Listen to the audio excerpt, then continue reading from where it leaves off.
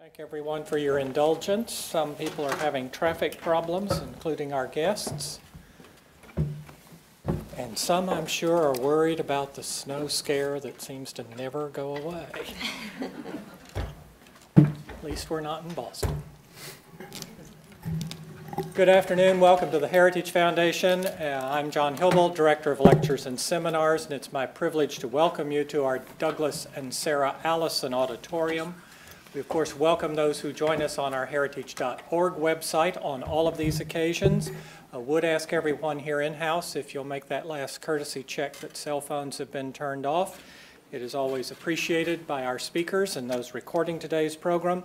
We will, of course, post this event on our website following today's presentations for your future reference. Hosting our discussion is Lisa Curtis, Senior Research Fellow for South Asia in our Asian Studies Center. Prior to joining us, she was a professional staff member of the Senate Foreign Relations Committee, handling the South Asia portfolio for the committee chairman. She also served as senior advisor in the State Department's South Asia Bureau, and previously has served at both the intelligence agency as an analyst on South Asia, and for a period of 4 years as political officer at the U.S. embassies in Islamabad and New Delhi. Please join me in welcoming Lisa Curtis. Lisa. Thank you very much, John, for that nice introduction. And thank you all for coming today and braving the potential weather that we may see. And I want to welcome you to the Heritage Foundation. We are so pleased to be co-hosting today's event on combating human trafficking, evaluating the roles of government and civil society with the McCain Institute. Special thanks especially to Alexandra, Megan, Anna, and Liz for working with Olivia Enos here at the Heritage Foundation in organizing this event. As many of you probably are aware, the McCain Institute has launched a human trafficking conversation series, and they are raising awareness about human trafficking here in the U.S. So we are honored to be co-hosting this event with the McCain Institute. And our event today coincides with the recent release of a Heritage Backgrounder, Combating Human Trafficking in Asia Requires U.S. Leadership. And in our paper, we argue that despite the increased attention to the issue of human trafficking within the U.S. government over the last 15 years, the problem continues to be widespread and in need of more focused attention and creative solutions. And we view it here at the Heritage Foundation as one of the critical human rights issues of the 21st century. Now, just last week, Senator Corker introduced a landmark bipartisan bill, the End Modern Slavery Initiative Act of 2015, which would bring the kind of focused attention and creative solutions that are so needed. The bill calls for the establishment of a quasi-governmental foundation that would fund international programs to combat human trafficking worldwide. And following the model of the U.S. government's effort to address the global HIV/AIDS epidemic through the PEPFAR initiative that was actually started under the Bush administration, this new foundation would be the first of its kind to leverage both public and private sector resources in the fight against human trafficking. The bill was unanimously voted out of committee last Thursday and is now moving to the Senate floor. So we hope today's discussion will also highlight areas where the U.S. government and foreign governments can sharpen and enhance their efforts to combat this scourge. We also look forward to hearing about successful efforts by the NGO community in addressing the problem and exploring further how governments and private organizations might work more closely together. So now let me introduce our very distinguished panel in the order that they will be speaking. First, we are honored to have with us Mrs. Cindy McCain. Cindy McCain is the co-chair of the Arizona Human Trafficking Council. She also serves on the board of directors for several nonprofit organizations, including Operation Smile, CARE, and the Halo Trust. In 1988, she founded the American Volunteer Medical Team and led several medical missions to developing and war-torn nations. Since 2000, she has been the chairman of Hensley & Company, the Anheuser-Busch beer distributor founded by her father in 1955. Mrs. McCain was raised in Arizona and earned both a bachelor's and master's degree in special education at the University of Southern California. Second speaker will be Ms. Holly Burkhalter. Holly Burkhalter is the International Justice Mission's Vice President of Government Relations and Advocacy. Ms. Burkhalter leads IJM's grassroots advocacy program to mobilize people around the country and build support for U.S. policies that will abolish modern-day slavery. Before joining IJM, Ms. Burkhalter spent 9 years as the U.S. Policy Director for Physicians for Human Rights and 14 years as the Advocacy Director and Director of the Washington Office for Human Rights Watch. She also was a staffer on the House Foreign Affairs Subcommittee on Human Rights in International Organizations, and she also worked for Representative, now Senator, Tom Harkin. Ms. Burkhalter also served as a member of the board of the U.S. Institute for Peace from 2001 to 2008, which is a presidential appointment and Senate-confirmed position. She is the author of Good God, Lousy World, and Me, The Improbable Journey of a Human Rights Activist from Unbelief to Faith. And I told her I can't wait to buy this on Amazon after this program. I'm greatly intrigued by the title of the book. Third panelist will be Mr. Tom Kelly, who is the Millennium Challenge Corporation Deputy Vice President for Policy and Evaluation. He is responsible for the strategic direction and technical oversight of MCC's economic analysis, development policy, and threshold programs. Prior to joining the MCC, Mr. Kelly was an economic consultant based in Johannesburg, where he worked for the World Bank and various UN organizations and NGOs in Africa, South Asia, and the former Soviet Union. And our final panelist will be Ms. Olivia Enos. Ms. Enos is a research assistant in the Asian Studies Center at the Heritage Foundation, and she's the co-founder of the Council on Asian Affairs. During her time at Heritage, she has published on a variety of human rights-related issues and transnational criminal issues, including human trafficking in Asia, North Korea human rights issues, drug trafficking in Afghanistan and Southeast Asia, and social issues in China. She has been published in the National Interest, Real Clear World, Breitbart, and Population Research Institute. Prior to joining Heritage, Olivia worked at Judicial Watch, and she contributed to research projects at the Hudson Institute. She earned her BA from Patrick Henry College, and she will be pursuing her MA at Georgetown University in their Asian Studies program this fall. So without further ado, let me turn the floor over to our panelists. Thank you. Thank you. I'll just stay seated if that's. Didn't realize we were this kind of setup, so if I may. I'm very pleased to be here, and I'm very pleased to be representing the McCain Institute and this issue. It is, right now, our institute is focused primarily on domestic sex trafficking in minors. But when we put this in place at the Institute, of course our plan was to move offshore and begin the work in earnest. In my opinion, and what I have some experience with this overseas, none of this is going to work until we as an NGO community and a government communities get together and work together on it.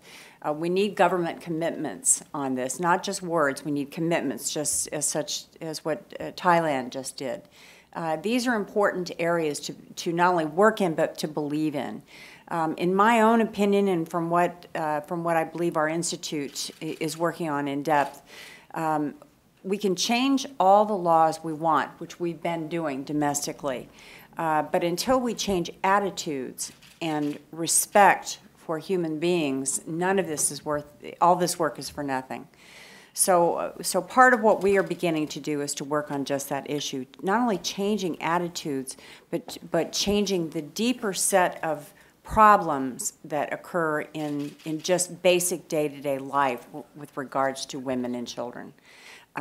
As I tell everyone, this is not a woman's issue. This is a world issue. This is not an immigration issue. This is a national and international issue. But most importantly, the kind of things that Heritage Foundation has just done, the studies that are taking place, not only with what is going on domestically but internationally, are extremely important. Because like all of you that perhaps work in the area or are beginning to work in the area, until we can make believers out of the people with regards to data, with regards to locale, following the money, all the things that we talk about on a daily basis, we're never going to get anywhere. So I view myself as ground troops on this issue, and I'm just glad to be here and to be participating in this. Thank you for having me. Well, thank you.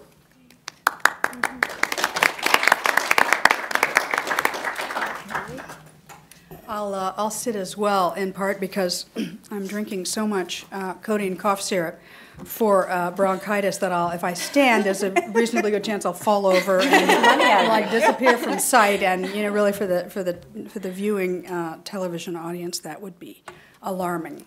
Thanks for having me. It's fun to see friends in the audience and on the panel. I'm really delighted to be a part of it. I want to kind of zip through a couple of ideas with you, but I'll depend on someone to hold up the sign when my time is up, because everyone who knows me knows that when I get behind a microphone, we could all just be here for a long while. So on a more serious note, I think we all know and care about modern day slavery, both at home and abroad, and it's worthy of sober note at I think every such gathering that the fundamental characteristic of slavery that was very much the hallmark of slavery in our own country for many years, the most seminal feature of it remains the same today, and that is violence. It was a crime of great, great violence, and we see that in the United States with young girls getting pimped on city streets, and we see that in labor trafficking and in sweatshops here in the U.S., and we certainly see it in our work internationally in both labor slavery and coerced sexual exploitation. At the same time, it's important as we think about ways to address this enduring crime against humanity. It's also important to say that even while it is always a violent crime, it is also a crime of economic opportunity. And as we think about what stops slavery, it's very important to know that in every case of a human being whose labor or whose body is being controlled and enslaved and subjugated, there is always a perpetrator. Maybe that perpetrator is a brothel owner in Cambodia, selling children, or maybe that perpetrator is an unscrupulous labor recruiter in the Middle East that's bringing over people from Southeast Asia to be exploited in domestic servitude or in factories. But there is always someone who is profiting, and usually there's several someones who are profiting off of this violence against children, men, and women. Basically, slavery is a crime of economic opportunity, and the economic refers to the money that is to be made, but opportunity refers to the fact that it is in countries where you do not have functioning rule of law and you do not have functioning law enforcement, it's really easy to make money off of the subjugation of another. I know the Heritage Foundation report mentioned that there is significant organized crime in international trafficking. But I would submit that the vast bulk of people in slavery today, particularly in labor slavery, are not victims of a sophisticated criminal network.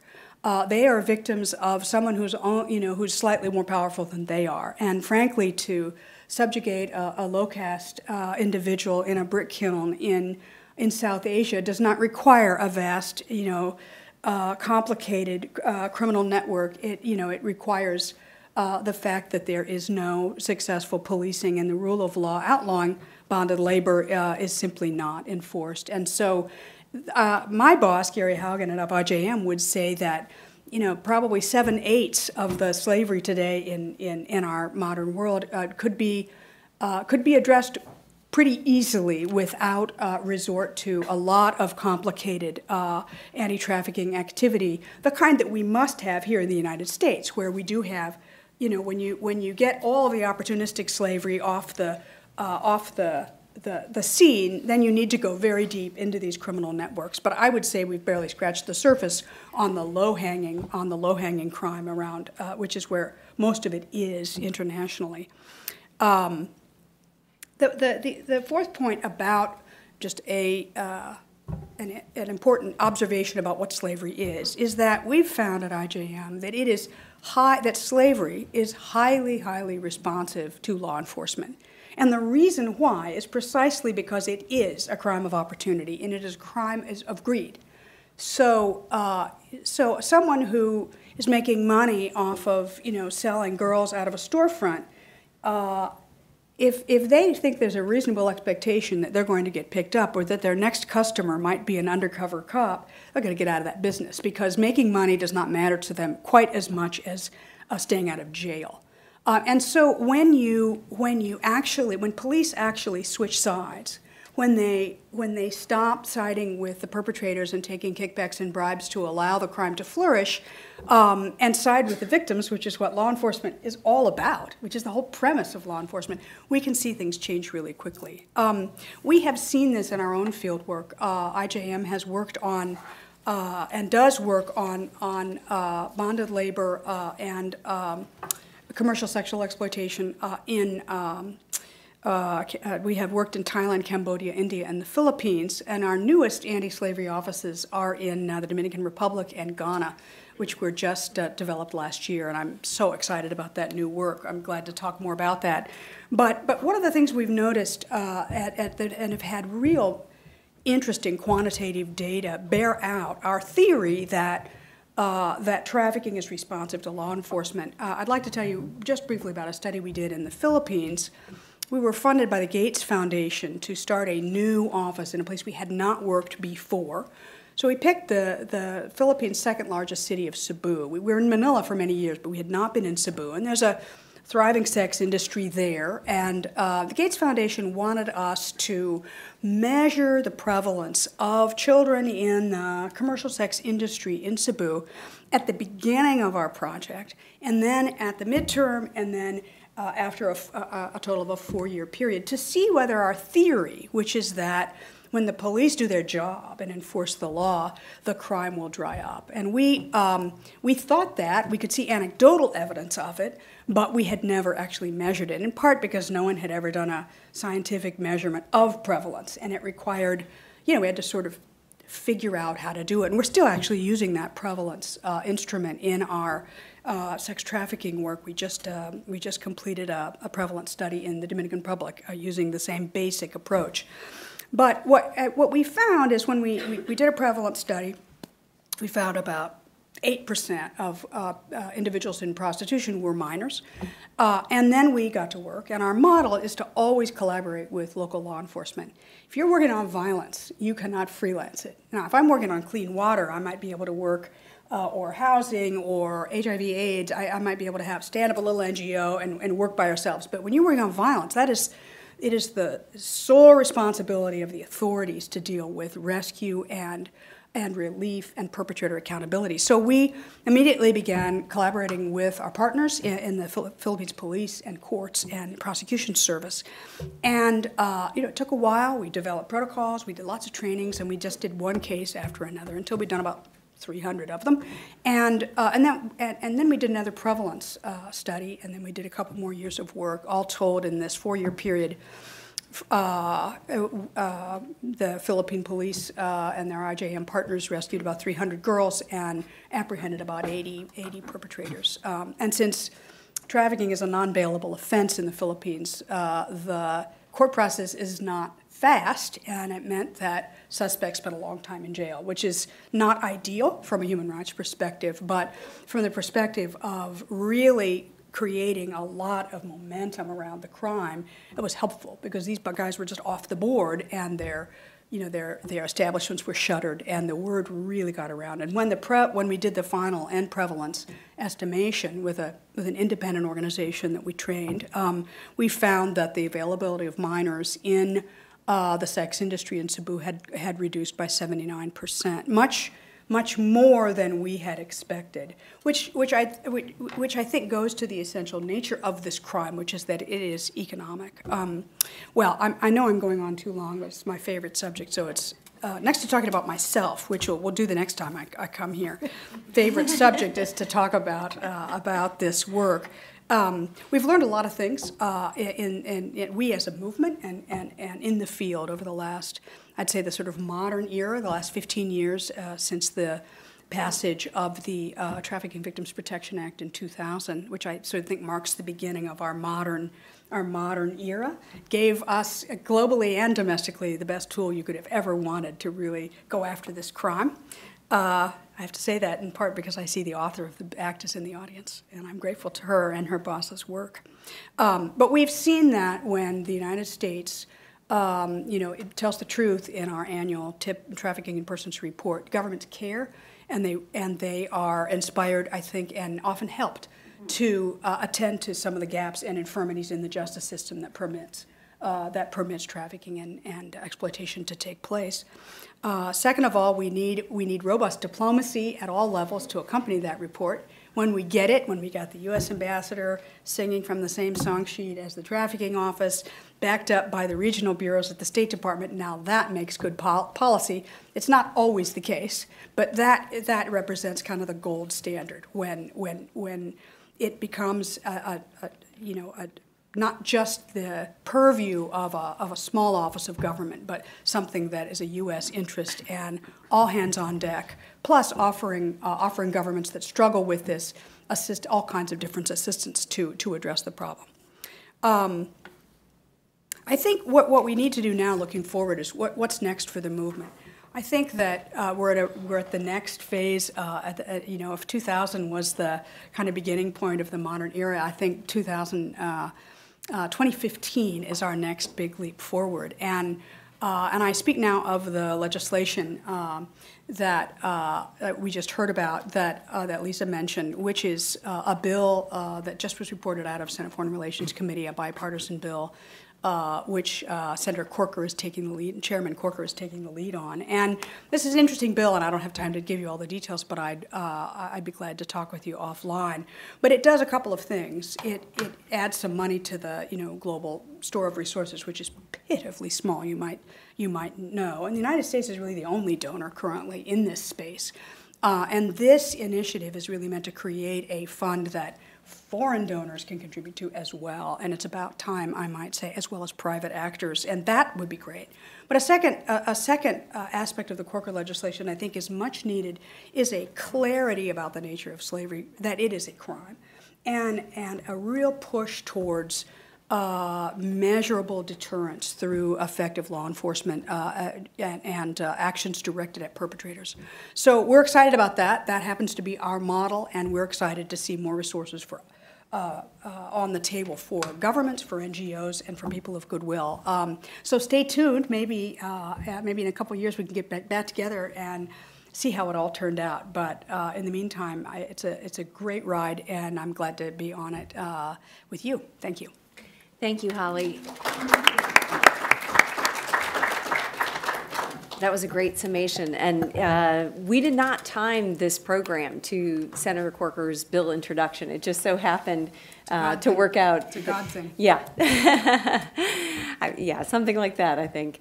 But thank you very much, and now we'll hear from Tom. Okay, thank you very much. And I do want to first take advantage of our presence here today to thank the Heritage Foundation more broadly from the Millennium Challenge Corporation. I don't know how many of you know much about the Millennium Challenge Corporation, but one of the things that we do as a hallmark is use a scorecard of governance indicators, of quantitative indicators that we use to choose our partners. And the Heritage Foundation provides public data reliable, robust public data that's one of our sources of data for that scorecard. So I just wanted to make that point because it's extremely important not only for us, but it's a very important public service in general. And I think that the kind of research you're doing here as well, in Lisa's paper and in other places, is really extraordinarily important for us also in a different venue. And I'm happy to be here today. It's an important chance for us to be sort of part of this conversation and to keep learning, because one of the things I think we'll hear this morning is that there's a lot we all have still to learn. And it's very useful for us to be in this conversation, to be with the think tanks and the NGOs in the conversation. So with that introduction, what I want to do today is talk a little bit about the Millennium Challenge Corporation, MCC, and how we fit within the conversation about trafficking in persons.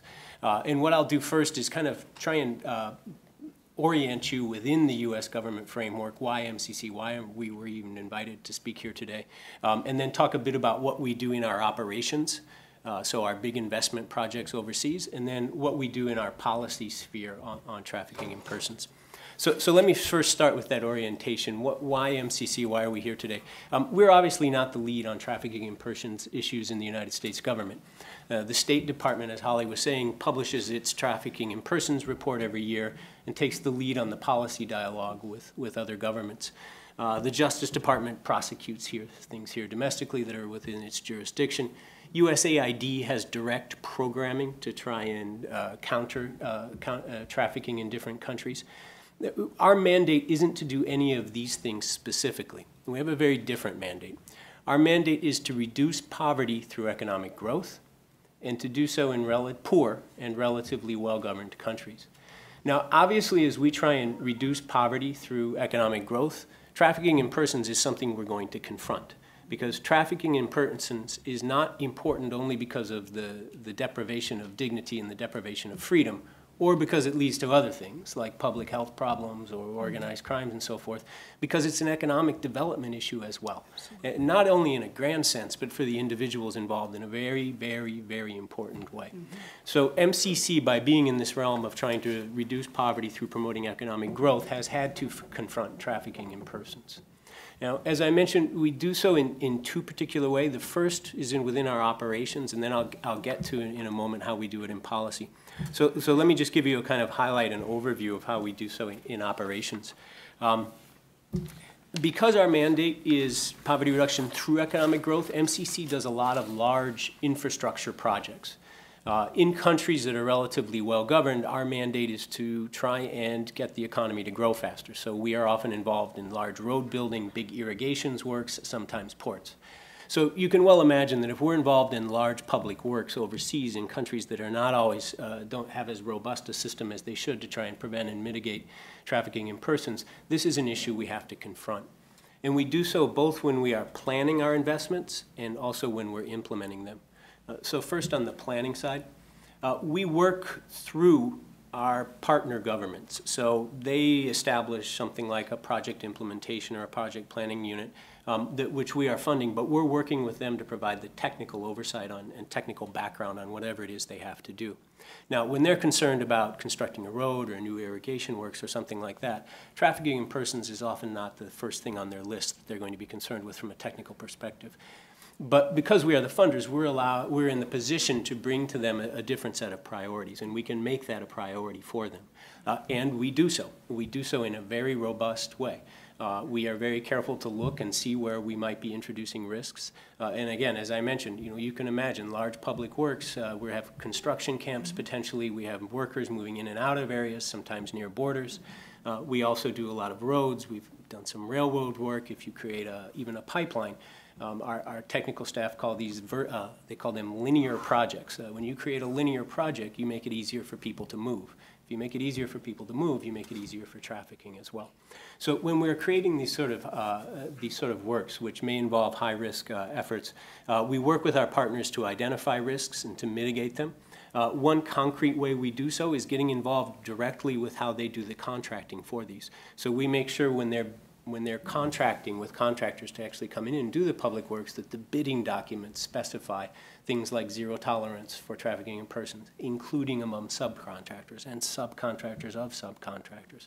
And in some cases, we also build in specific mitigation systems within the evaluation systems and the monitoring systems that the contractors have themselves. I want to talk a little bit about implementation as well. When these projects are in implementation, we also make sure that our counterparts, as they're developing these projects, are under very careful oversight from our technical team who provide regular monitoring missions as well. And I wanted to give two recent examples from our work to kind of make this a little more concrete. First, on the planning side. We were looking at a possible project around some cattle ranches in one of our partner countries. And these large cattle posts, we came to understand as we were doing our due diligence, may have had child trafficking going on near them. Mm-hmm. So we slowed down and we went to the government and explained to them what we thought we may have found. And together with the government then, we were able to fund a study where the government did a robust study of the cattle post to try and understand better what the scale of the problem was. And then the government, we wound up not investing directly there, but the government went on from that step to develop a strategy and fund a strategy to work with an NGO to try and combat trafficking in these cattle posts. I wanted to give another example from actually our implementation. We were working in a country in which it is the practice for migrant workers on public works projects to surrender their passport to the contractor for whom they're working. And in the country in which we were working, we made it clear that that would not be consistent with our trafficking in person policy. Now, sometimes workers provide their passports to their contractors because they fear them being stolen in their hostel or something. But sometimes these passports, once they're in the possession of the contractors, are used to create situations that are very difficult for the workers and situations that can be quite abusive. So we made it clear to the contractors that in this case they would not be allowed to require those passports, and they would simply change their labor practices there because we were able to have the authority to force them to change their practices. So that's a couple of examples from our actual operational work. Now let me say something a little bit about how we do it how we confront these issues on the policy side. I mentioned when I started that MCC is meant to work with countries that are poor but relatively well governed. The way in which we do this is we very systematically and very transparently identify the poorest countries that we're allowed to work with according to our statute. And then we use the scorecard that I mentioned to look and see which among those score the highest on different indicators of economic governance, democratic governance, investing in their own people. One of the indicators that we use is a ruling justly indicator. And that indicator includes measurement of how well countries combat trafficking. So that shows up on our actual scorecard as we assess countries. In addition, we use the annual Trafficking in Persons report from the State Department and provide that information to our board of directors when they're making their country selection. And finally, if a country is actually ranked Tier 3 and it's been sanctioned at the bottom, we remove them from the entire pool so that we couldn't recommend them if we wanted to, and our board couldn't consider them if they wanted to. Then there's this important initial screen, and one of the things that helps to do is create the policy dialogue. Holly mentioned there not just being one little tiny part of government whose purview it is to talk about this. Once we start linking this to eligibility for a relatively prestigious program that could come with large grant money, it becomes a topic of conversation between governments. Now, let me give you a couple of examples of where that has gone quite well. And I'll close with these two examples and one caveat. In the case of the Philippines was in a sort of dangerous situation of being in jeopardy of not having eligibility for an MCC program. And one of the reasons was their trafficking in persons score. Once this became very clear to them, and all this external attention as well as internal attention became focused on this topic, a very large, significant increase in funding went to the domestic entity that's charged with combating trafficking in persons. Shortly thereafter, when a new president came in, President Aquino, who also was focusing more attention on this, you saw a real change in the trajectory in the Philippines, and they were able to move away from the risk of being rated Tier 3, and also prosecutions tripled, the number of victims rescued quadrupled over a very short period of time. Another example is from Liberia. President Johnson Sirleaf, who was just here last week, was very interested a few years ago in trying to get MCC eligibility. Now, their scorecard didn't quite qualify them at that time, and so she set her government about trying to figure out what they could do to improve. One of the indicators they focused in improving on was the ruling justly indicator, of which a component is trafficking in persons. And through a very systematic and very serious effort, her government worked with the United States Embassy in Monrovia and was able to make so much progress over the course of a year that they were able to raise their ranking, not only on the TIP score, but also raise their score on the ruling justly indicator as well. Now, I do want to just conclude with a caveat, though. I do think that linking this conversation to high-profile programs is very useful. And I do think that shining a bright spotlight on it is extraordinarily important. But I do want to highlight that obviously every country has its own reform agenda. Every country has its own unique political economy. Every country has its own unique set of circumstances that are going to determine how effective this is or not. But with that caveat, I will say that we have found that entering into a conversation about this does help to focus minds in our partner country governments, and it does help to empower reformers within those governments. So I'll close with that. Thank you very much. I think very important last caveat there, but I'm so glad that we had the opportunity to hear about MCC's efforts on the human trafficking issue. It's really quite extraordinary, and your organization is really leading the way on these issues, so I'm glad we had an opportunity to hear about that. Thank you. And our final panelist, last but certainly not least, is Olivia Enos. Olivia. Great. I'm truly honored to be speaking here amongst such knowledgeable and well-credentialed individuals who are fighting the good fight on human trafficking. So today I'd like to focus my remarks on where we are going with human trafficking, and more specifically the unique role that Asia has to play in the broader human trafficking debate. So looking at Asia, their estimates on the total number of victims of trafficking for the entire world range anywhere from 21 million to 36 million. And of those numbers, roughly 2/3 of individuals that are in trafficking are estimated to be from Asia. In India alone, there are an estimated 14 million victims of trafficking, and in terms of the prevalence of human trafficking occurring, Pakistan has the highest in Asia, with India, Nepal, and Burma trailing not too far behind. Obviously, the problem in Asia is multifaceted and extremely complex, so unfortunately, I won't be able to address all of the unique complexities that exist, but I'd like to highlight one issue in particular that I believe is driving human trafficking in Asia, and that's the fact that many in Asia lack access to proper legal and judicial protections. We see this particularly in Burma, where the Rohingya, an ethnic minority group, face extreme persecution. And according to the Burmese government and the Burmese military, they are not considered citizens.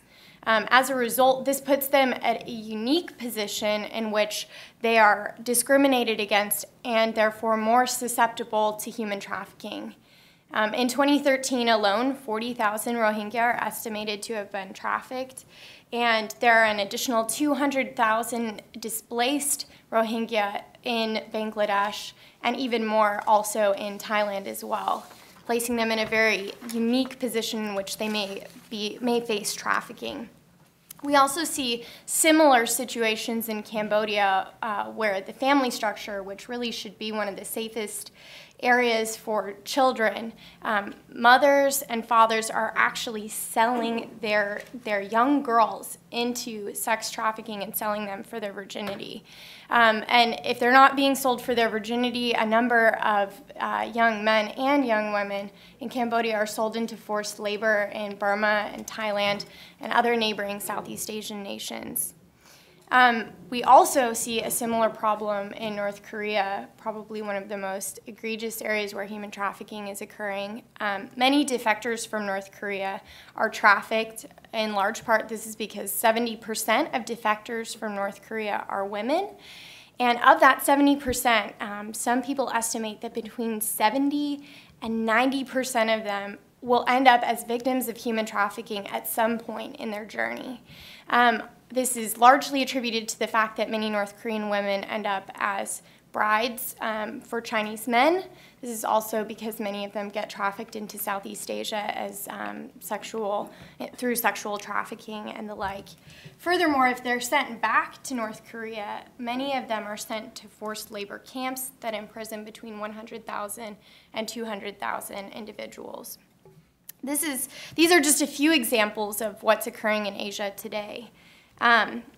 According to the State Department's 2014 Trafficking in Persons report, only 44,758 victims of trafficking were identified in 2013, and only 9,460 traffickers were identified, and of that 9,000, just a little under 5,000 were actually prosecuted for their crimes.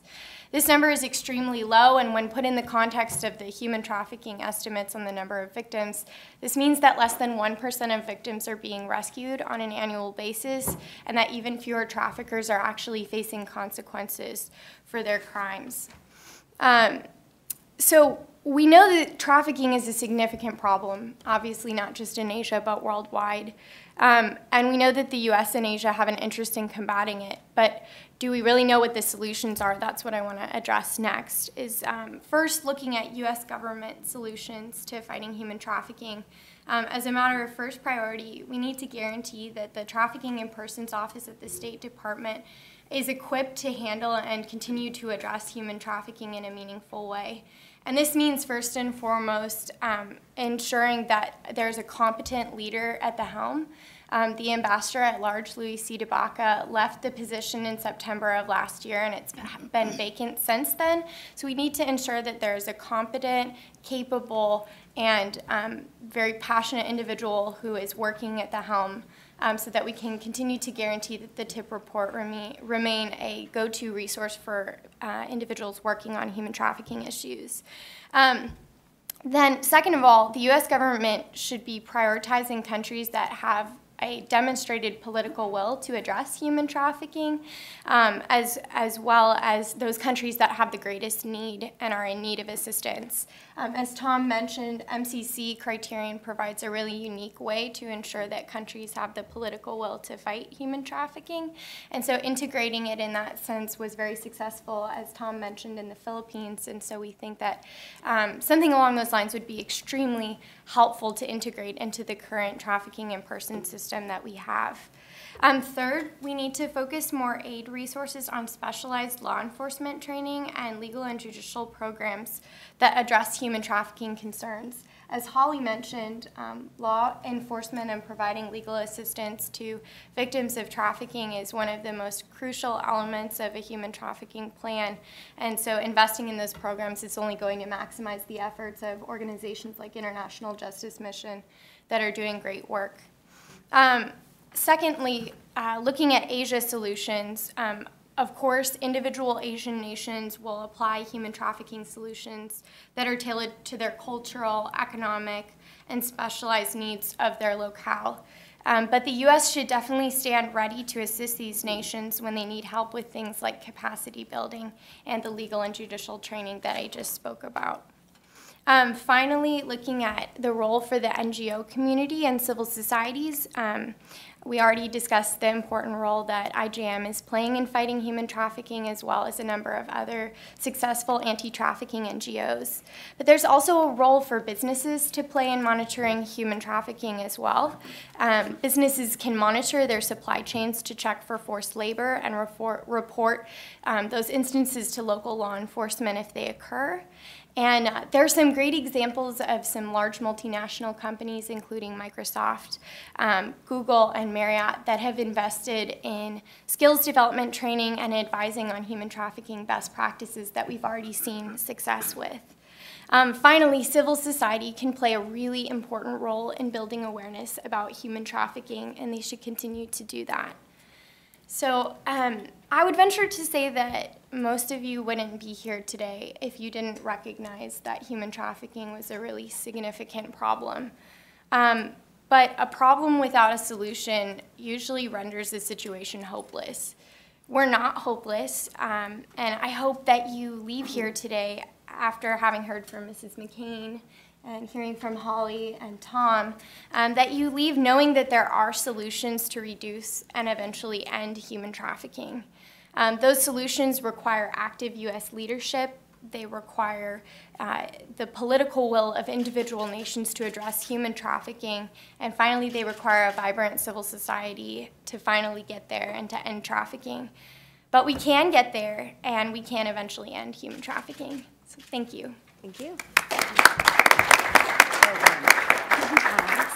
Thank you, Olivia. And I should point out, Olivia has been leading Heritage Foundation's research on the human trafficking issue. We're very grateful that she has been working with us, I guess, almost 2 years now, but she's been working specifically on the human trafficking issue for over a year. And we are just very grateful that she is bringing the Heritage Foundation into this important issue. So thank you, Olivia. And I'm conscious of the fact that Mrs. McCain is going to have to leave us shortly, but I did want to take the opportunity to thank you again for coming here today, and I just wanted to acknowledge how meaningful and important it is when people like you bring your voice to these issues in terms of raising awareness, and it really makes a big difference. So thank you for coming. One more round of applause. So we're going to move into the Q&A session of the program. We have about 30 minutes for questions, so we should have ample time. And of course, Congressman Chris Smith is coming at around 1:30. So I would like to get in as many questions as we can before then. But I'm going to take the opportunity as the chairman of the panel to ask the first question. And I think by listening to Hallie's remarks about the different offices of the U.S. government and, working together on these issues, I would like to have a sort of a three-pronged question here. One is, how do you, what's the best way for avoiding bureaucratic infighting within the government on these issues? Have we avoided that heretofore? Are there ways to improve that? And that brings me to the second part of the question, which is, should the TIP office be elevated to a bureau? Should it have bureau status? Having worked in the State Department, I know that when an office has bureau status, they have more resources, they have more influence within the State Department. So is that necessary? Is that something that needs to happen? And the third part of the question is just more general in, how do we scale up our efforts? Olivia gave us some pretty sobering statistics about, this is obviously a very prevalent problem. Some of the statistics say 21 million people are affected, some say 36 million, but very few, relatively speaking, prosecutions, rescues. How can we really scale up this effort? Is something like the Corker bill has raised in terms of private-public effort, a sort of quasi-government institution, is that the way forward in terms of really scaling up our efforts to address the problem?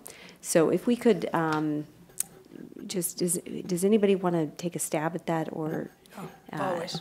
Hallie? Okay, Permanently, thank you. and for the next hour, thank you very much. I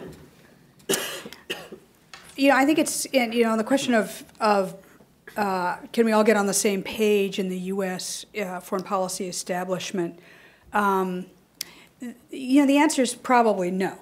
Because you have this built-in tension over the fact that you have an office whose sole function is to report on and monitor and the situation of the least powerful people on the planet Earth, that is to say, the world's slaves. That's their mandate from Congress.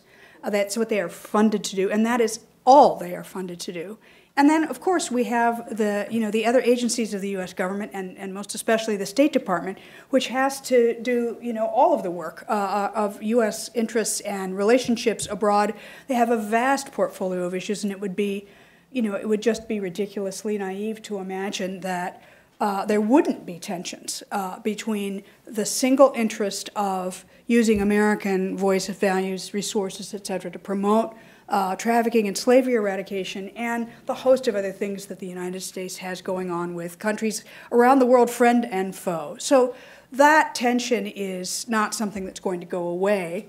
But I think that there could be a few rules of the road that would do more for the cause that we all care about, and I think also might sort of reduce some of the tensions. And I think that first and foremost, it has to be that the purpose of the trafficking report, and of all the human rights reports that come out of the U.S. government, is to be truthful. Now, you know, it needs more resources to be truthful. It needs the help of NGOs and to be truthful. But the most important thing is to get the truth out there. And on that, there cannot be negotiation or differences. The truth is the truth, you know. And I think that we see how important it is when the report gets it right. And I can also tell you, just because we're in this gathering and the issue has come up, it's really important when that report gets things wrong, because it creates a narrative that then continues to go on in the public imagination. And a place where the report has actually gotten the situation absolutely wrong is Cambodia. We've been in Cambodia for 13 years, and I can tell you that there has been a sea change transformation with regard to the availability of young children for sex. When we got there and started doing our work in 2002, we saw the youngest children for sale for sexual exploitation we've ever seen since or anywhere. Very, very, very young indeed. And it became an important issue for the U.S. government. And with a lot of U.S. diplomatic pressure, a lot of NGO support, a lot of resources from the TIP office and other places, and most of all, a superb effort over many, many years. Steps forward and step backwards, but the Cambodian government really owns this victory. You cannot find young children for sale in Cambodia anymore. But that narrative lives on. And my friend, the author of the report, cited the TIP document, which is the authoritative instrument in this field, and the information is just wrong, and it's been wrong for years. So anyway, I only stray because it's so important that when governments make changes and get things right, and there's quantifiable, clear evidence that things are improving, that they are recognized and celebrated, and we study those improvements and we see what can be learned and see if they can be applied elsewhere. But the one thing that we should actually be devoted to as a government is to get that narrative as right as it can be, and for that we need everybody to buy in, and no shenanigans and foolishness about dumbing down the report for countries we like or making it worse for countries we don't like. That can just stop, and largely has, but there are still pockets of problems, and I've just named one. And I think we can also say that in terms of our diplomatic activities, that we know that there needs to be diplomatic discourse on any number of issues, but trafficking can, in countries where it's warranted, can be part of that conversation. And I think our friend from the MCC has shown us how it doesn't have to be a deal breaker or a relationship breaker to have, just as a normal part of the discourse between nations, the issues. And I think the MCC is doing an extremely skillful and sophisticated job of that. Should TIP be a bureau? I would love for TIP to be a bureau. I worked on legislation that was not successful. Our good friend and our anti-trafficking champion in the House, Congressman Chris Smith, was the hero who passed a bill to make the TIP office a bureau twice, most recently just a couple of weeks ago, and so you can thank him for that. The Senate is not going to pass that. And the State Department is quite resistant. There are arguments on both sides. I know where I come down. I mean, I like to say, when I did many, many, many lobby meetings on this, that if you're a State Department bureaucrat, it doesn't make too much sense to have a freestanding, bureau that is devoted just to slavery. But if you're a slave, it makes really, really good sense. Thank you. Could I add something to that? Sure. I think we're witnessing here in the United States a perfect storm on this issue. We are now seeing, not only are those of us that deal with this on a daily basis talking about it, but our senators and congressmen have constituencies that are demanding change. So, past bills with regards to bureaus and everything else, I think you're going to see a lot more effort put into this. In terms of maybe formulating a bureau or whatever it may be, because constituents want it now. They want it for their own local neighborhoods. They want it internationally. And that's very important because it's always the squeaky wheel, in these situations. So I'm hopeful that things are at least looking in the right direction. I think so too.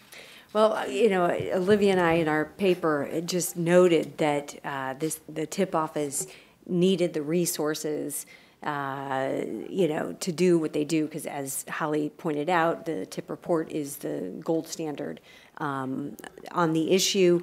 And I know Olivia and I went over and had a discussion with the tip office folks, and they're working very hard. I would venture to say they're overworked.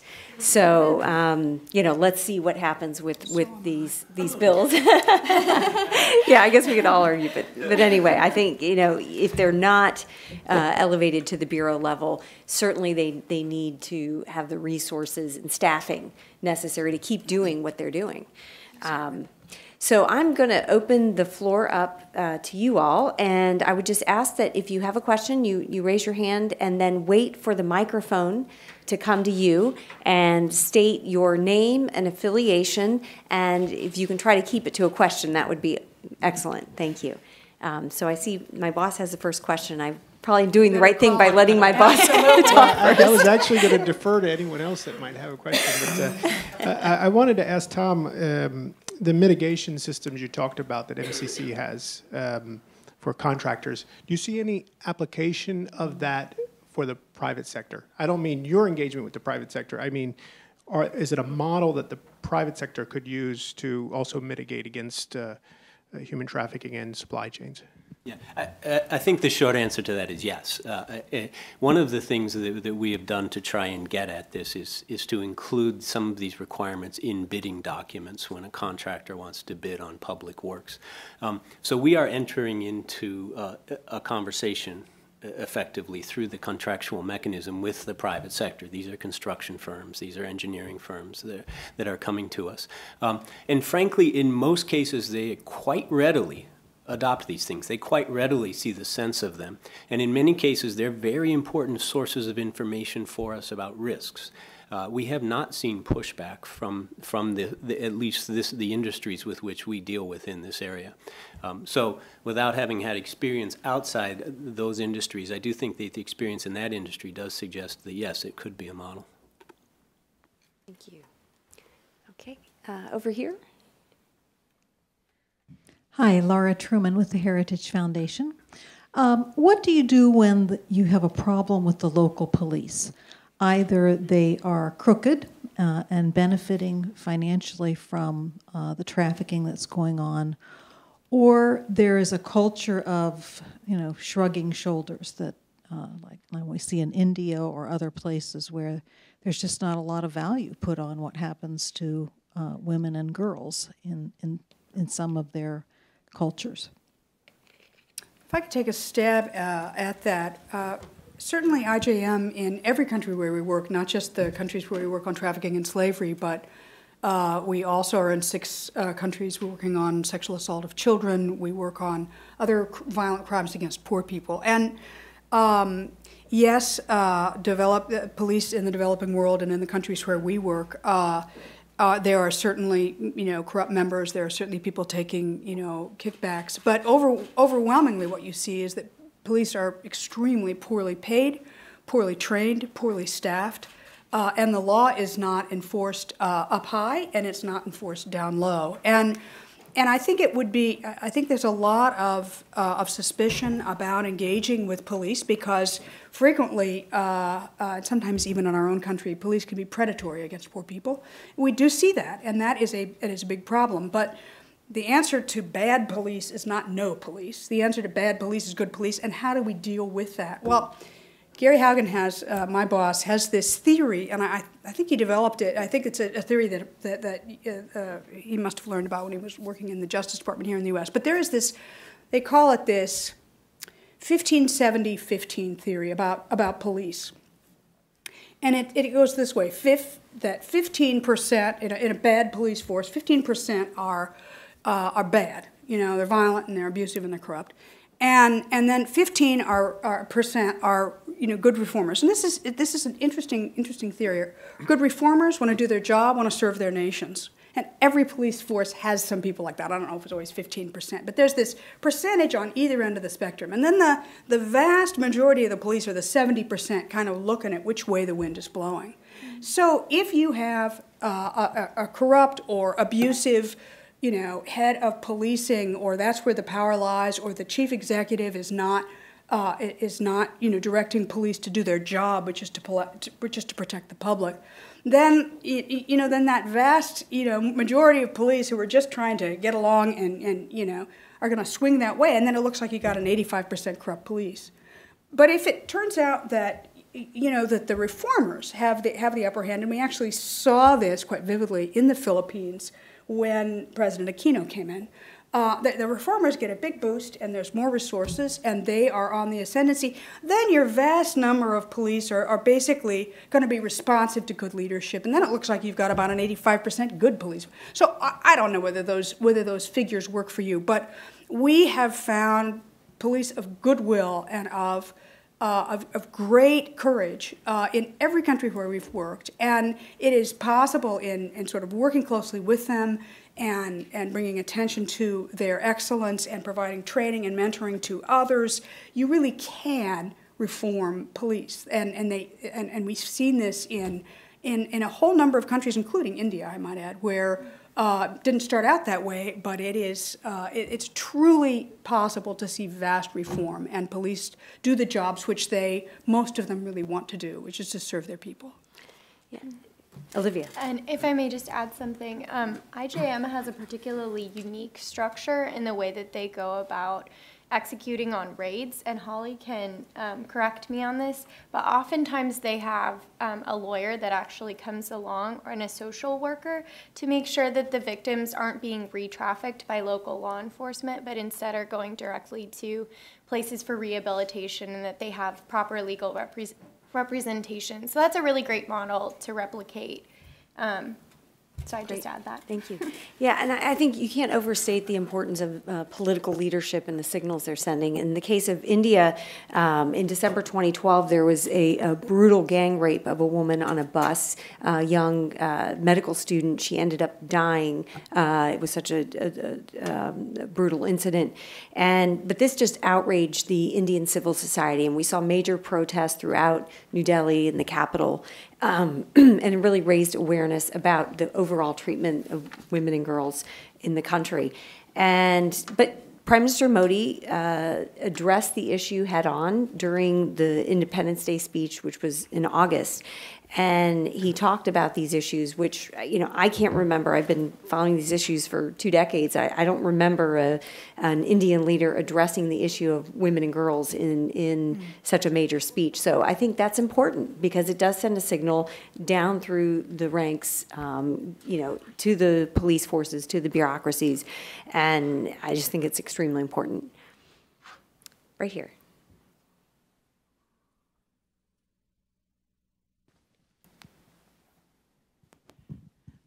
I'm Nancy Rivard, President of Airline Ambassadors, and I wanted to jump off the last question. We were the only NGO in Haiti. We brought in 17 airplanes to work with the local police. So I was very interested in Holly's report and what happened in the Philippines. Very, very encouraging. Since that time, we've been, as a public service, our 25 trainers are providing trainings at airports, which are centers of infrastructure around the world, also working closely with Interpol on that concept. What I find is that the law enforcement comes to everyone. Our last one, last Friday in Chicago, standing ovation. There was a girl there who had been trafficked through 20 airports. And she said, "Why didn't anyone notice me?" Lots of law enforcement were there. They're actually not trained well enough, and they need training. My question to you is, we've been beating our head against the wall for the last 4 years on this issue, is convincing the businesses of airlines to take this on as a priority. We're thrilled what Delta has done. We're pushing very hard with American and United now. But I want to get your thoughts on how to truly engage the businesses, the airline business, in training their staff. We want to join Cindy McCain's Boots on the Ground with Boots in the Air. Thank you very much. Do you want to say something, Olivia, about businesses that, based on some of your research, Sure. How the business community has become involved? Yeah, absolutely. So I think it would be great if airlines were more aware, and if even airport security was more aware of what's going on in terms of human trafficking. You're right, it is at those kind of weak points when people are transferring from one place to another, when you have the greatest opportunity to be able to come in and address those issues and rescue victims of trafficking. I know that there are some programs that have existed, I believe, in Indonesia, where they've met them at the airports and they've actually been able to rescue a really large number of victims. And they haven't just done it at airports, they've also done it at ports of entry and like sea areas as well. But as Lisa was saying, in our report, we referenced the really important role that businesses can play in building awareness. I'm thinking of Marriott in particular, because hotels are another linchpin in industry where you're often able to rescue victims of trafficking. Marriott created a program where they provided education for hotel employees on what was going on in terms of human trafficking and those types of best practices. Holly, would you like to expand upon that? Yeah, I think you're talking about the ECPAT code, and they're just marvelous. I would like to just take a little broader brush about the potential role of major corporations and businesses. Cindy McCain said something about people are becoming more aware and are demand. They don't want to buy slave-made goods. They don't, and you just. I think this is. We can see this in our own country and in many others. And there's this interesting phenomenon that that major corporations are bearing the burden of very poor press because they have found to have slavery in their supply chain. But unless and until the governments of countries where they are working and investing, get to work on the crime, there is always going to be a prospect of slavery in your supply chain. So, when a report comes out about slavery in the electronics industry in Malaysia, major corporations that produce there get a real get a black eye in the press, and we get a lot of calls about that. But in a way, you can't expect multinational corporations to take responsibility for the government and the policing in the countries where they're located. So I actually think that major investors of all nationalities, but starting with American investors, can do a lot by saying, hey, we're going to do everything we can with a code of conduct, et cetera, but that alone is not going to keep vulnerable people from being exploited by criminals. So, but what they can do is say, as part of their own risk assessment when they go to invest in country X or Y, is, well, what kind of regulations do you have on labor recruitment? What's the likelihood that I'm going to end up getting outed, in some major international paper for having slavery in my supply chain that I never knew about? So I actually think that we're coming to a point of real recognition on the part of very powerful business interests that there's something more is needed, and all the best kind of code of conducts in the world are not going to take the place of basically giving slaves the right to be free, which is what every country in the world their laws require. Great, thank you. Ambassador? Thank you very much. My name is Pisan. I'm from the Royal Thai Embassy here. I'm new in this town, and I just like to express my appreciation for the Heritage as well as the McCain Institute, for all the panelists for a very enlightening presentation. It really shows that if the U.S. government could be well assisted by the civil societies, think tanks and all that, the efforts and the leadership of the United States will be much more effective. And I would like to stress that it would be much more effective if there is an international corporations and various governments are strongly committed and working closely with the United States. Thailand is going through a transitional period, but I can say that no previous Thai government has spent as much attention and utilized as much resources to focus on this anti-trafficking as the current interim government, we have been raising awareness as well as amending legislation and regulations. We have enhanced the protection program for the victims as well as the officials working on anti-trafficking cases, and we are going after those the real culprits behind the scene. But all these will have to take time. I realize that there had been a lot of NGOs working on the cases, and the State Department TIP office had given great attention to the voice and opinions of NGOs. So my question is, among all the NGOs, obviously there have been some who have better access to media, international medias, and their finding or their comments can be reported worldwide.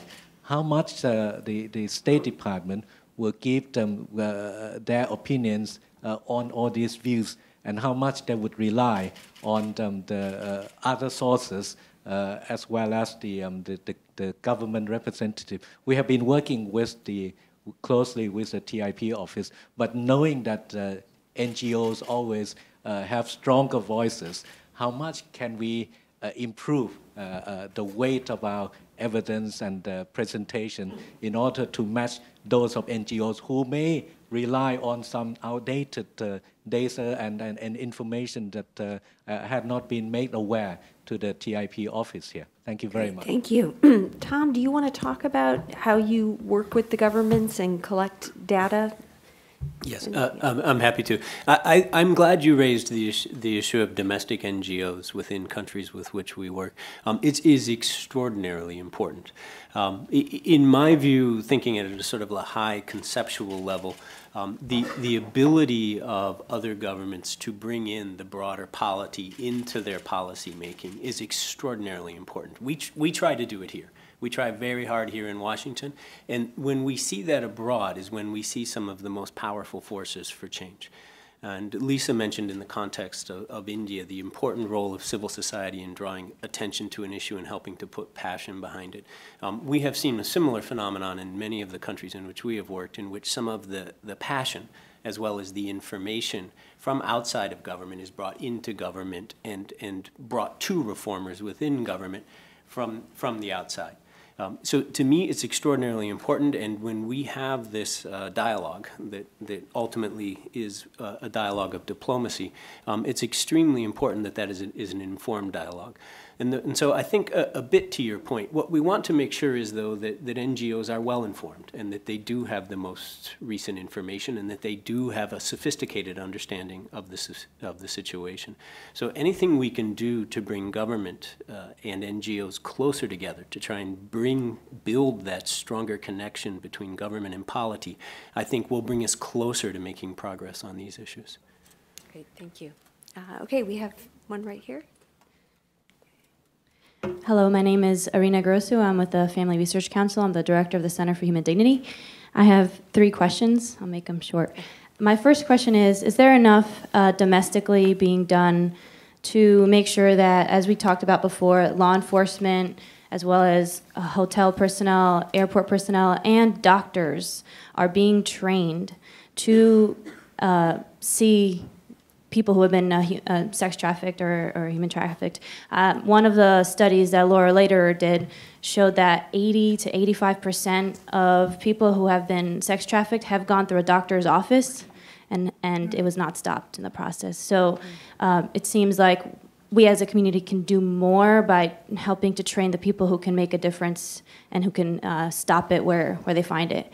My second question is the U.S. moving more towards a Nordic model for handling sex trafficking issues? And thirdly, in international situations and also domestically, with surrogacy kind of being a new area and not a lot of enforcement, there have been found baby farms, people hiring women to carry babies and then selling them into trafficking. Okay, thank you. So could you address that, please? Who wants to go first? It's a lot of questions. I'm just going to take a tiny piece of your first question. We do not work domestically. We're an international human rights organization, and so I have very little expertise about trafficking in the United States. But I have a little, because I have the great honor to be a part of a coalition that includes some domestic service providers. And I would say that the issue you identified about the ways to identify trafficking victims, certainly the recommendations you made about our healthcare providers and others being well informed would be helpful. But frankly, a whole lot of trafficking victims are being pimped out in plain sight on our city streets, and the U.S. generally has a resoundingly poor policy of providing for their needs because they are picked up and prosecuted either for the crime of prostitution or some statute, some offense like breaking parole. I mean, it is an absolute scandal. If we would never permit any of our clients in the countries where we work to be treated the way teen girls and younger and boys are treated in the United States. And the best place to find vulnerable kids, unfortunately, is the foster care system. So there is a boatload of work to be done, and I would really encourage, I know Cindy works on this in the western states, and I would really encourage Heritage to bear down on this and have a separate panel on that issue. Thank you for raising it. Okay, thank you. I can briefly address a little bit about the surrogacy and baby farms. I can't speak to your question directly, but I do know that there's quite a lot of trafficking going on of babies and children in China.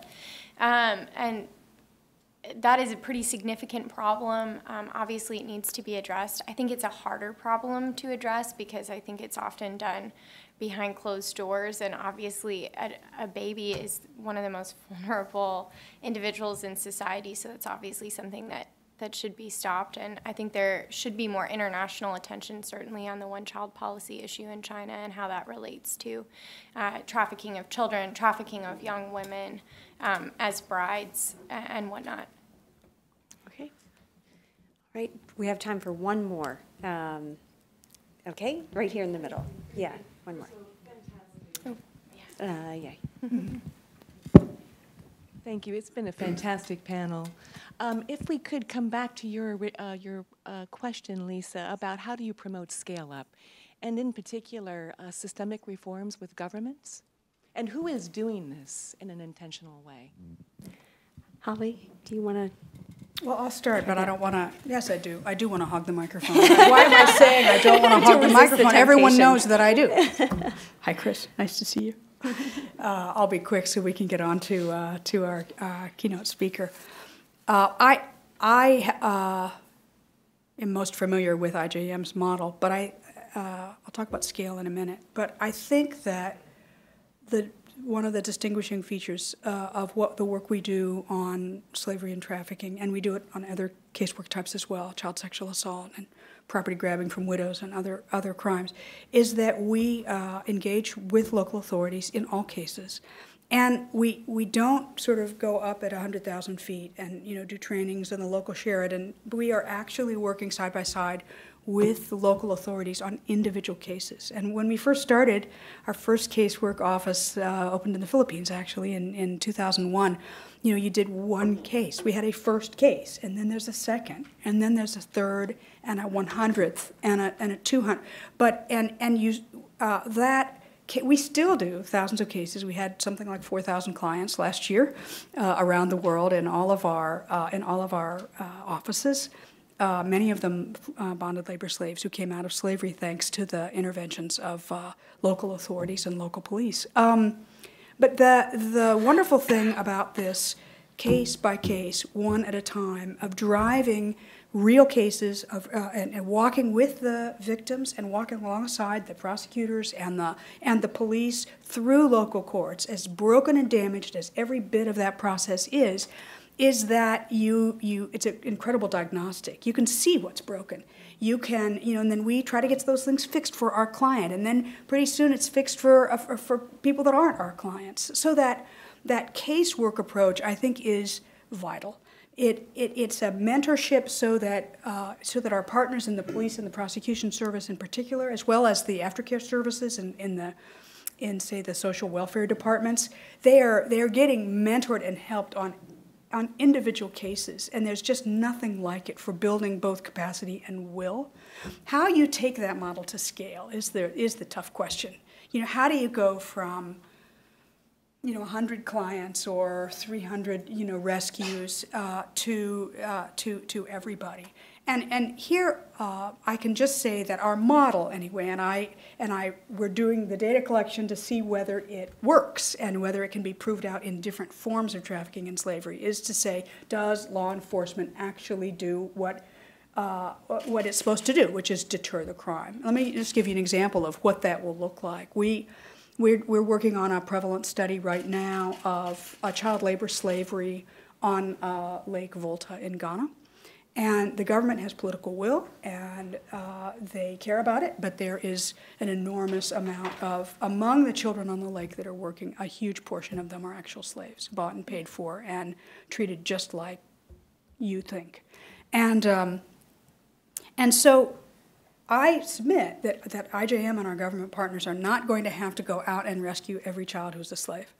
We're going to start, and we're going to get, we're going to do operations with our partners, and we're going to bring in boats, and we're going to get the kids taken care of, and we're going to take those cases through the courts. But I would submit to you that when a certain predictability starts happening, when the anti-trafficking police who do not currently possess a boat, which gives you your first clue about why there's no law enforcement on Lake Volta, when they're predictably out there, you're just going to see the whole situation is going to change. I think it's going to change fast. Where people who decide they'd just rather raise money another way are going to get out of that business. Great. Well, thank you so much. And if you would all join me in a final round of applause for our speakers.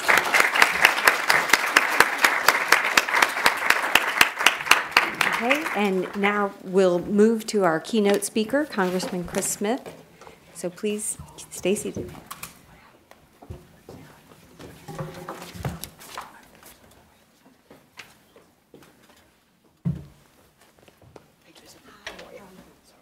Thank you.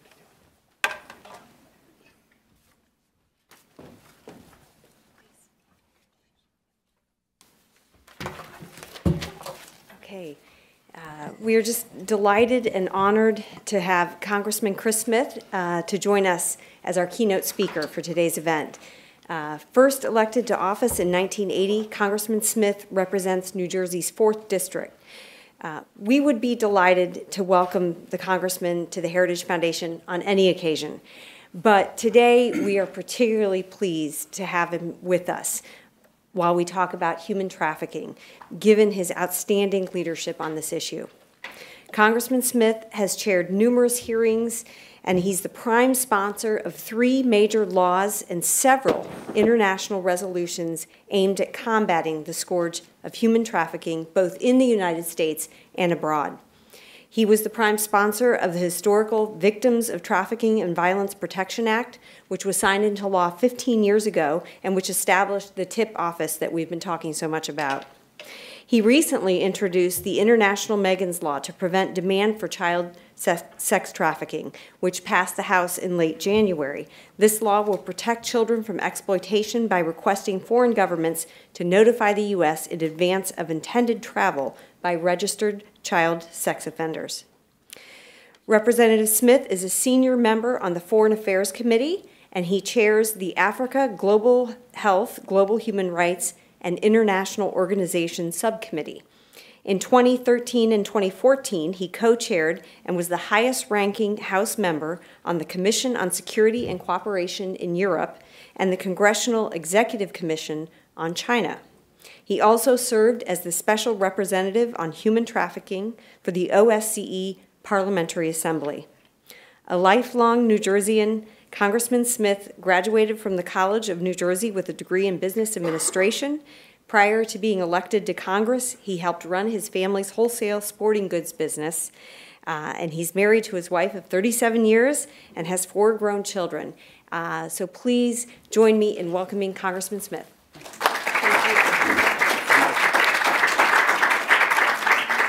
Thank you so much. I am sorry I'm a bit late. We had Prime Minister Netanyahu gave an extraordinary speech, a defense of not only Israel but the world against Iran and its malevolent intentions. It was one of the greatest speeches. I've been here, as Lisa said, for 35 years. It was Reagan-esque and beyond. It was one of the best speeches and the most focused speeches I have ever heard. So hopefully not only is our own country listening, but hopefully the world is listening, so we get this right, because a nuclear Iran, as we all know, poses existential threats not just to Israel and the region, but to the world. So I apologize for being late, but it was an extraordinary speech. You know, I mentioned, I heard keynote. Keynote usually comes at the beginning, again, I apologize for being late.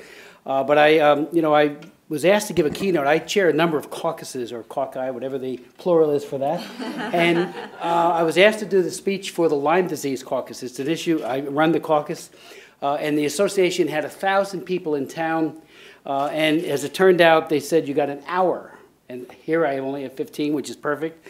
They said you have an hour. So I took the hour and 5 minutes addition to that. And at the end of it, I really got into the weeds. At the end of it, this little girl, about 4 years old, there were a lot of families at the conference, came up and said, you know, mister, your speech was long and boring. She was like 4 years old. She turned around and walked away. A few minutes later, her father came up and he said, you know, I saw you talking to my little daughter, Melissa, and I just want you to know she's at that awkward age where she just repeats whatever she hears. I haven't given a speech over 15 minutes since. It is a delight to be here, Lisa. Thank you, and thank you to the McCain Institute. I'm sorry I missed Cindy McCain. I know she did an extraordinary job working to combat trafficking in relation to the Super Bowl. We had that the year before in New Jersey, and our governor and Governor Cuomo did a wonderful job. Our attorneys general did a wonderful job. Police, they interdicted. They were all over Twitter land and all the other social media to try to catch those before they sold women as commodities and young girls on the internet, and they rescued a number of young girls and young women, but also got a number of pimps. It was a huge effort, coordinated at every level, showing that where there is a political will, there will be very, very positive consequences. I looked out and I saw Dorothy Taft a moment ago. Dorothy Taft was our chief of staff for years at the Helsinki Commission. I chaired and still do the Helsinki Commission. And we did the first resolution at the Parliamentary Assembly in St. Petersburg, Russia in 1999. Dorothy and I worked very hard on a resolution that passed despite unbelievable pushback from the Ukrainians at the time, the Russians, and a large number of other people. There was almost no support for combating human trafficking. Matter of fact, the Russians thought we were bringing this up in Russia just to embarrass them. Which 1 year later, at the next Parliamentary Assembly, I tabled a resolution again on combating human trafficking, and even the Russians, the Duma speaker, spoke out against the trafficking of women, not only in Russia, but in the world and the OSCE space. So Dorothy, thank you for that great work that you did all those years. You know, in January of 2000, we received at the Helsinki Commission actionable information that 8 Ukrainian women were being exploited by sex traffickers in 2 bars in Montenegro. The women had been lured there with promises of legitimate work. That's the usual, as you know, modus operandi, and then forced into prostitution. One desperate victim, however, called her mother for help using the phone of one of the men who was actually exploiting her. When informed, I immediately called the Prime Minister of Montenegro, he's now the president, Filip Vujanovic, who personally ordered an immediate raid on the bar. We asked him, don't go with the local police. We know they're on the take. Please use your own police officers, which he did. As a result, 7 of the 8 women were rescued and returned to their families in Ukraine. Tragically, the 8th woman was trafficked to Albania prior to the raid. Combating modern-day slavery is everybody's business. We're all in this together. Cooperation and coordination are key to mitigating and someday ending the cruelty of human trafficking. Best practices need to be shared and implemented to the widest extent possible. As with the rescue of the Ukrainian women, actionable information needs to be acted upon without hesitation or delay. Significant progress has been made since I authored landmark legislation, the Trafficking Victims Protection Act of 2000, to combat sex and labor trafficking in the United States and globally.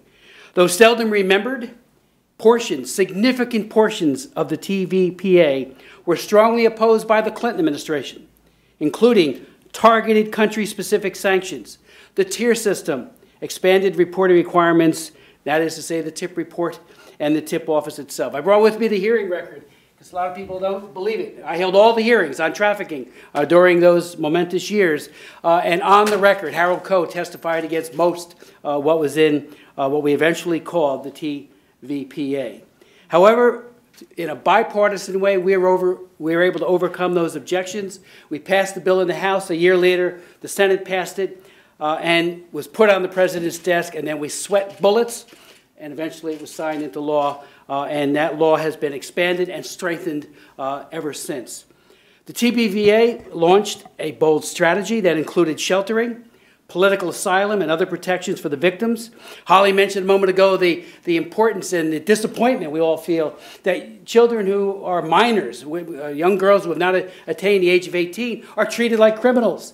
Well, the Trafficking Victims Protection Act, which is a federal law, of course there are local laws that contradict this, says if you have not attained the age of 18, you are by definition, if there's just one commercial sex act, you are a trafficking victim, and you are immune from prosecution. It also, the legislation established long sentences. I remember talking to several U.S. attorneys in preparation for the bill. I said, what are you guys doing, including my own in New Jersey? What are you doing on trafficking? Right away, they launched into what they're doing on drug trafficking. Never, not one, ever mentioned sex trafficking or labor trafficking. The legislation also set tough sanctions for governments that failed to meet what we called minimum standards, and they've been strengthened systematically over the years, prescribed in the TVPA. We set out a backdrop to judge countries, including our own, to make sure that we are all, borders mean nothing when it comes to this heinous crime. So we want to make sure that everybody's on the same page and that we learn from best practices happening in Thailand, they learn from us, and so on throughout the world. In 2002, a Fox News reporter from Ohio came in to my office and said, I see you're working on trafficking, you've got to watch this. He put, that's when we had VHSs, we put his tape in, and he said he went underground in Korea and found out in these brothels and what they call juicy bars that a large number of Russian, Moldovan, and especially Philippine and indigenous Filipinos were being exploited by American service personnel. He said, you've got to watch this. I sat there, it was a captive audience. I couldn't believe what I was watching. As one Russian woman said, I can't leave. They took my passport. And I just simply can't leave here, and I am exploited. And she thought she was talking to someone who was going to be the next exploiter. Long story short, in 2002, I contacted Joseph Schmitz, who was then the IG for the Department of Defense, and prepared a very long letter asking that we look at Bosnia and at South Korea first, but we do a global assessment. He did, and he did a wonderful job. Found out that we were, indeed, it was even worse than what the Fox News reporter had uncovered. And as a result, as a direct result, President Bush issued an order that changed the Uniform Code of Military Justice to include trafficking and prostitution as actionable offenses under the UCMJ, which was a huge step forward. We also found that the military was in a unique position to initiate training. I brought in General Laporte, who was the Supreme Allied Commander. We did a joint hearing with the Armed Services Committee twice, and at first he was reluctant. But as soon as he looked into it, this Supreme Allied Commander, an American general, did a wonderful job, and all of a sudden was putting all these establishments off limits, and almost like weeds, they began to dry up and go away because the clientele disappeared almost overnight. And that fight continues to this day. The Obama administration, I'm happy to report, announced in January that the Defense Department, that awareness of slavery and human rights, human trafficking issues is paying off significantly because of mandatory employee training. Surveys indicate a jump in DoD workforce awareness of slavery and human trafficking issues from 72% in 2008 to nearly 90% today. So the rise of recognizing these crimes is on the rise. And 92% of service members are now aware of bars placed off limits because of connection to trafficking and prostitution, compared to 52% in 2003. So we are making progress. Internal vigilance needs to be done, of course, but progress is being made. Our military is also sharing its best practices. As Lisa mentioned, I chair the Africa Global Health Committee. I meet with tip individuals. I've met with the folks from Thailand almost every year, and I always meet with military. And I say, please learn from our best practices. Our military is taking this seriously, and especially on a peer-to-peer ratio, when a guy with a lot of, or a woman with a lot of stars on their shoulders talk to other generals, it has an impact. And our military, I think, is doing a wonderful job in sharing those best practices all over the world. Today, we need to craft additional tools spearheaded by both the government and private sector to combat human trafficking. No state or country and few industries are untouched by this pervasive human rights abuse, as we all know. And the numbers, you've talked about them, 21 million, maybe as many as 35 million. There's a wide range of estimations. All of those estimations paint a very, very dire circumstance. The Polaris Project says the 3 most commonly cited venues for sex trafficking here are commercial front brothels, internet-based online advertising, or hotel-motel-based commercial sex. We know that organized crime, street gangs, we know that criminal gangs, it's not just the mafia anymore. The criminal gangs have just moved into this space with a vengeance, including in my own home state of New Jersey, in places like Trenton and elsewhere, and Honduran gangs, the El Salvadorian gangs, and they are exploiting young women, and they are selling them like commodities. And of course, you can make hundreds of thousands of dollars off just one victim. So it is very lucrative, and it's even better for most than selling drugs or weapons. The ILO, as we all know, has also put out its numbers. The 3 most commonly cited industries for labor trafficking, according to Polaris, again, this is here, is domestic work, door-to-door sales, crew, or restaurant food service.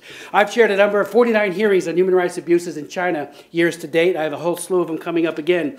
But we've looked at what's going on in many of these factories where the trafficking of Chinese is rampant in many of the large corporations. And I had one where we looked at some of the major corporations, American corporations, who get this sign-off by an auditor suggesting that all is cleared, all is okay. Then we find out that the auditor has been paid off and that people are working in slave-like conditions.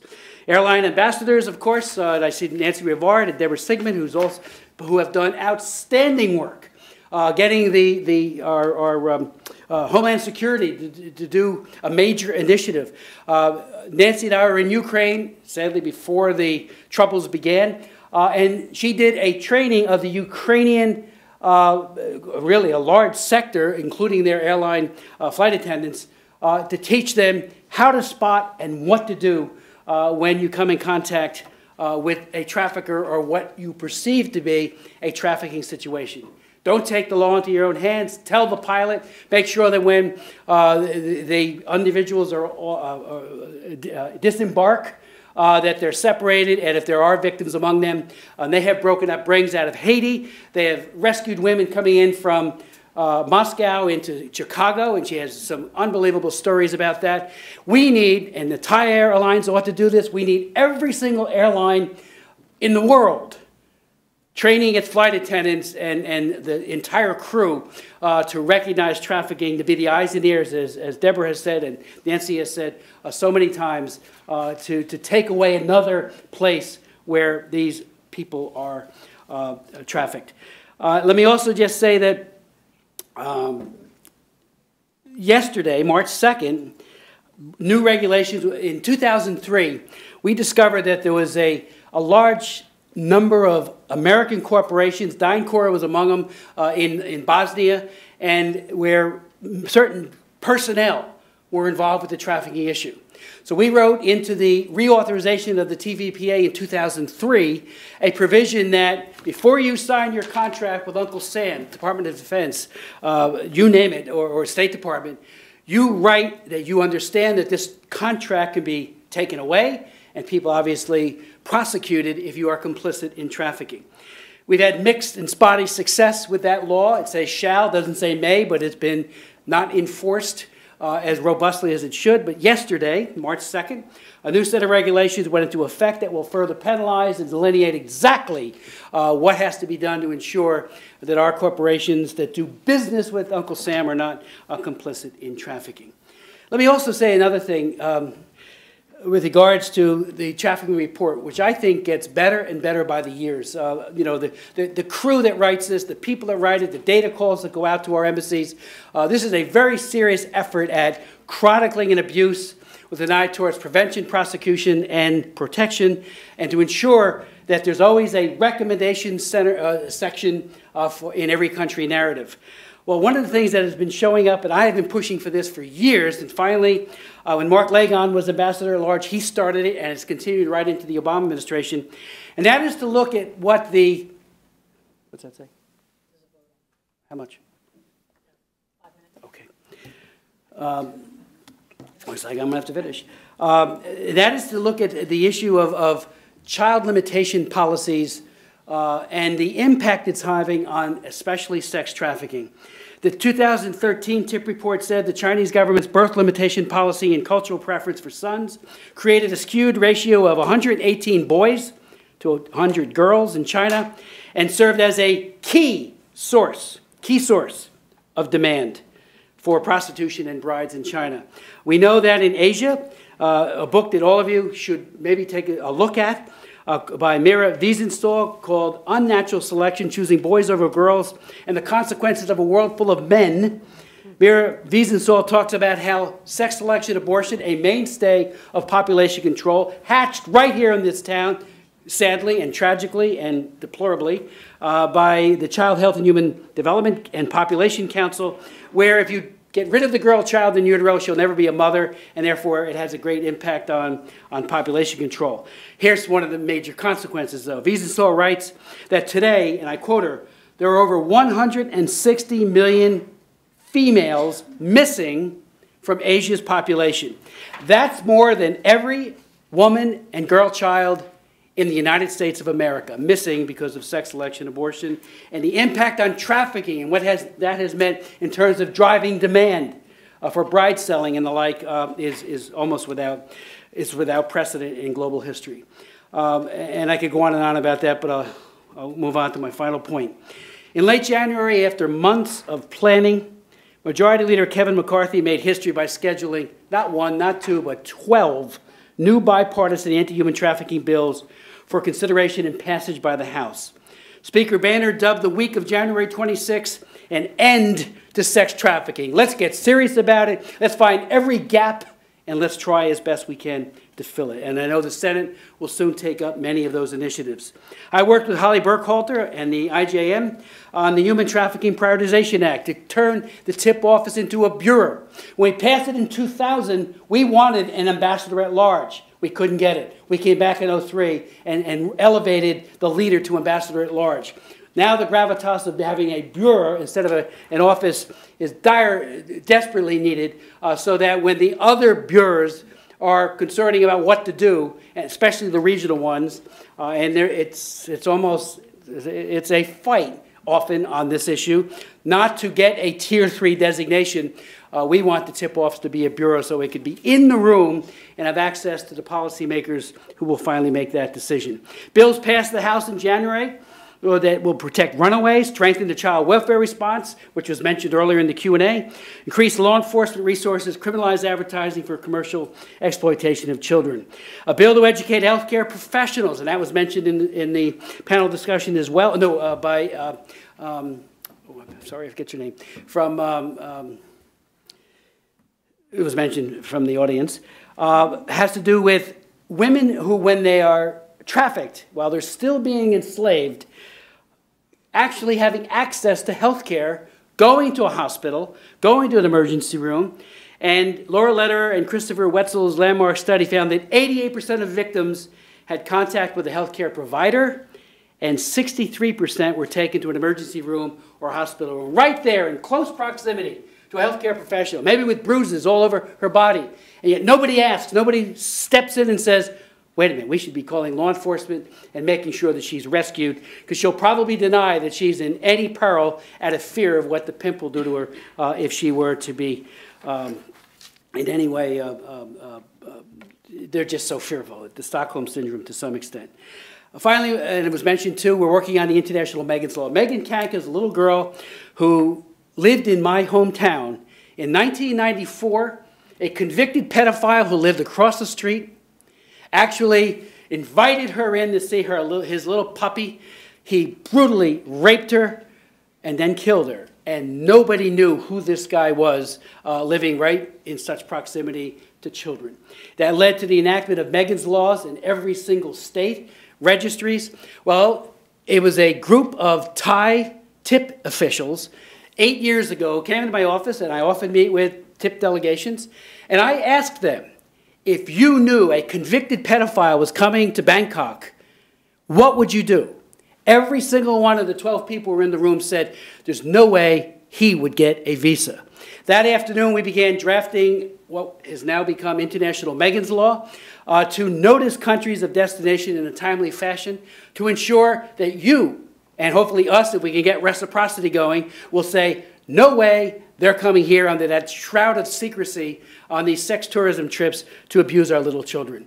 You know, it won't stop it all, but it will greatly lessen the opportunity, and secrecy is what enables those kinds of opportunities. I first got it passed in 2010, and it was killed in the United States Senate. I then got it passed last year. It was killed in the United States Senate. Hopefully this year, third time's the charm, this legislation will come up. To its credit, the administration has stepped up an initiative called Operation Angel Watch. Wonderful, wonderful group of people who are working, and we want to expand it, strengthen it, statutorily put bedrock around it and under it, and expand it, like I said, to ensure that we are noticing every country, and that we also follow up what happens with the notices, and also we want them to set up their own Megan's Law. Tell us when the convicted pedophiles are coming to the U.S. To abuse our children. If we do that, we take away possibilities and venues in that shroud of secrecy. Just keep this in mind. The GAO found that 4,500 convicted pedophiles in 2008, 1 year alone, got passports. They get on planes, they travel, they go on the aircraft, hopefully will be picked up if they're escorting someone, but you can't really understand it when they're just traveling without, you know, a victim in tow, and they're going to these destinations. I was in Brasilia for about a week early on working on the Trafficking Victims Protection Act strategy for them and with members of their parliament. And I learned anywhere from 250,000 to 500,000 child prostitutes are in Brazil. I was blown away with that number. I don't know how accurate it is, but I heard it so often, there must be truth to it, at least to some extent. And unfortunately, North Americans, Europeans, Americans, Canadians travel, as well as people in South America and Latin America, and exploit the daylights out of these kids. So we need a Megan's Law that is absolutely robust internationally to crack down on that. And finally, I'll just say this. You know, the people in this room, the NGOs that you heard from, all of us together can make a difference on this. You know, Netanyahu again talked about, you know, the existential threat that Israel faces. Well, to the woman and to the child, to the children who are being exploited in trafficking, that is their existential threat. And by the grace of God, hard work, we can stop it. Thank you.